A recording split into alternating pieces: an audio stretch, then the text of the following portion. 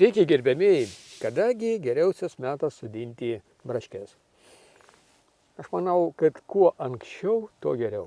Šios braškės buvo pasodintos Liepos 20 dieną. Ir žiūrėkite, kaip jos dabar atrodo rugsėjo 15 dieną.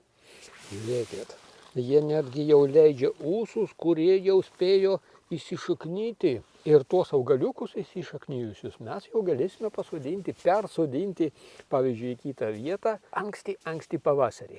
Ir tai bus daug geriau negu pasodinti dabar rudenį. O pats geriausias metas, kaip sakiau, tai yra Liepos antra pusė, dar rugpjūtis.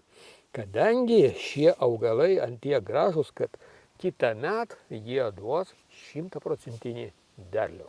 Skirtingai nuo pasodintų pavasarį arba vėlų rudenį. Taip, derliaus kažkiek bus kitą metą, bet jis bus daug mažesnis. O čia mes kažką užauginome, kažkokius ridikėlius arba kitas ankstyvas daržoves, jas nuimame ir tada iš karto sodiname braškes. Sėkmės auginant.